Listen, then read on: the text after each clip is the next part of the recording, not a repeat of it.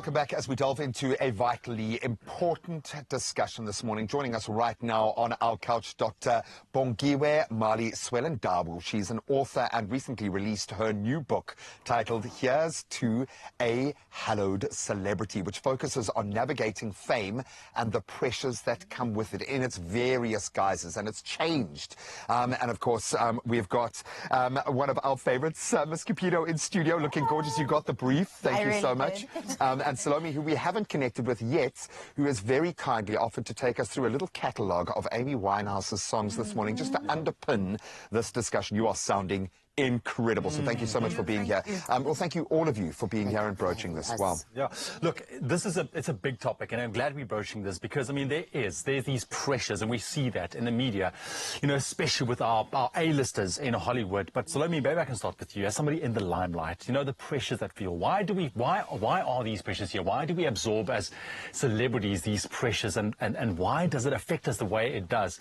To an extent where it can be absolutely detrimental to our own health. All encompassing. For me, it's a lot of pressure because, you know, people, when they see you, they think that you are this big singer and you're always happy and all of that. But it can really, you know, it really gets to me sometimes because I think people forget that we're human, you know, and we. So they see you, mostly on a screen or somewhere else. Yes, we are human, so we live a life. We have things that normal people do. So, yeah, I try to just, you know, meditate a little bit or just, you know, cut myself off sometimes. But, yeah, it can be a lot of pressure. You forget, as an artist, there is a reason why often tortured comes before that, because they're able to go to those emotional spaces, to be real so that people can see themselves represented in you. You are that, but it's not a choice. It's not a marketing gimmick. You are who you are, and your artistry comes out as a result. That speaks to whether you're a musician, artist, or content creator. And Chris, I want to put it to you now, because the kind of connection you have with your fan base is different. It's one-on-one. Whether you've got 10,000 or 1 million followers, it's one-on-one, which is a different level of expectation and pressure. How do you see this manifesting in your spaces? Your bubble kind of, it's maturing now. You're on that phase of your career now where it must be getting real. Yeah.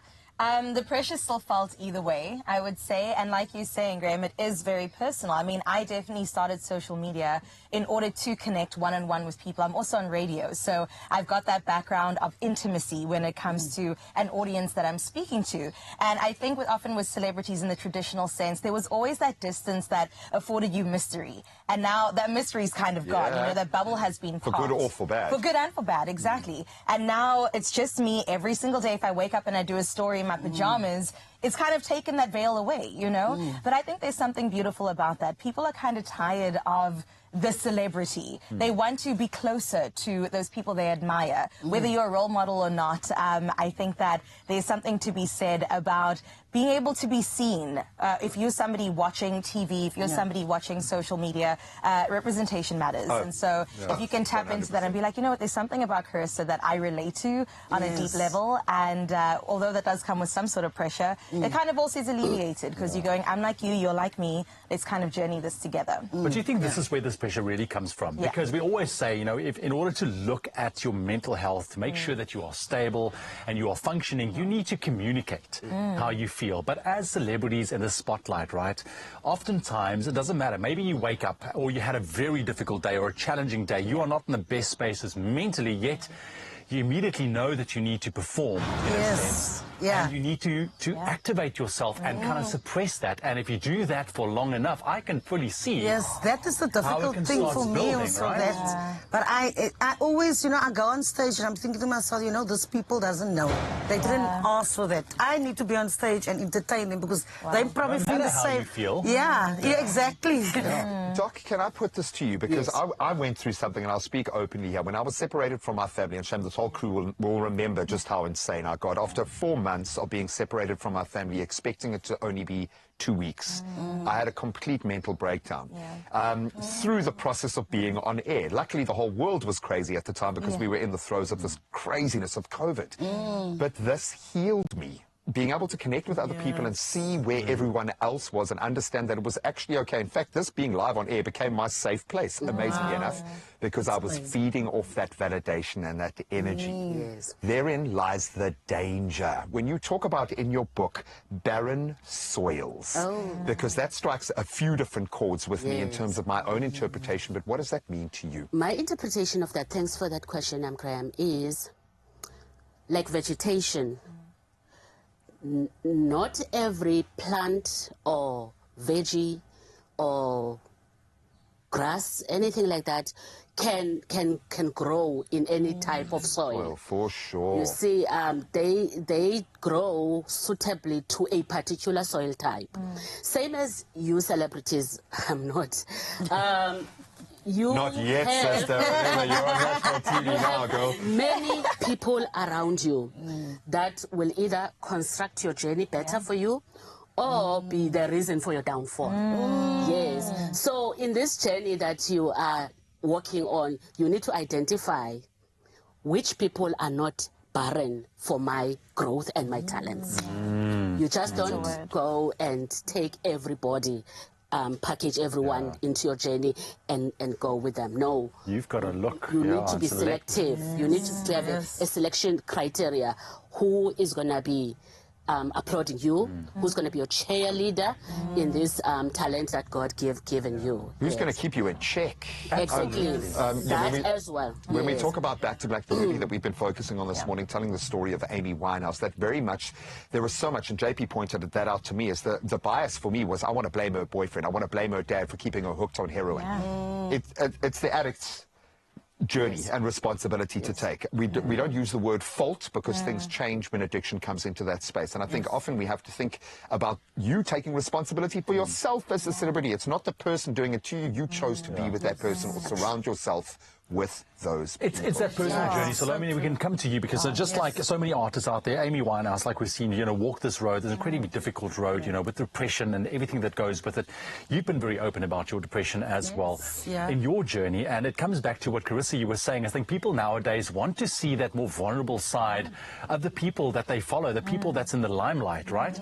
How do you go about managing it? Because, I mean, just like your story, I mean, there's so many other celebrities out there. Bruno Mars, I know that Macaulay Culkin was dealing with all these. So many celebrities. Myself, right? I mean, I was also on drugs. I'll be 14 years clean this year. Wow. So thank God. Congratulations, And the one thing that I think that really kept me sane is I'm a very spiritual person. I might look like this crazy person on stage, but I pray. I pray and I ask God to help me.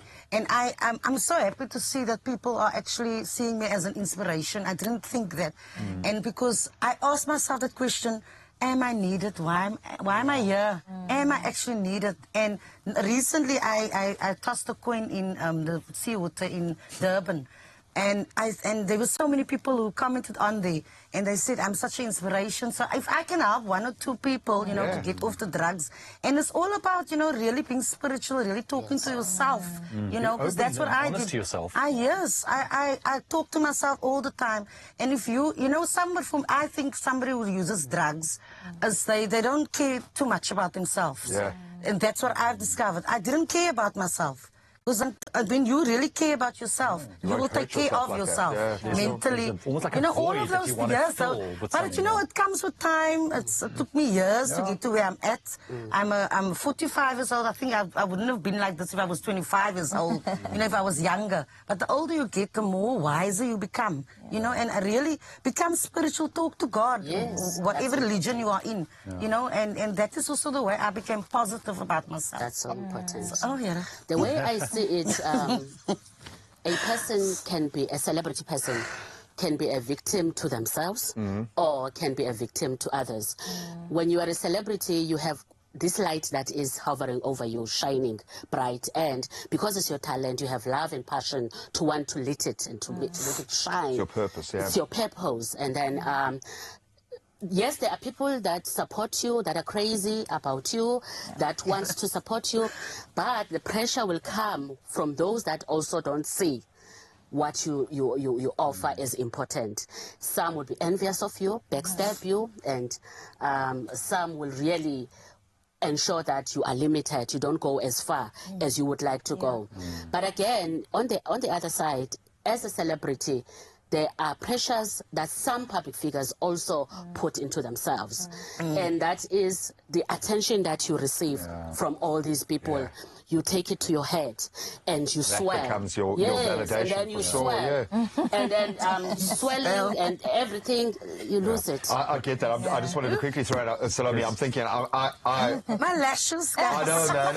And you know I'm a risk. We've proven this before. We've proven this before. If my 25-year-old version of me had met the 25 version of you, the world would have gone mad, girl. The world would have gone mad. The bottom line is, you've got to talk. Sorry, you guys. have to talk with someone. No, that's exactly what we want, because it's real and it's honest. There is a reason why Salome has chosen to open up about these things, so that if you are going through this yourself at home, that you reach out to someone. We'll continue this chat in a moment.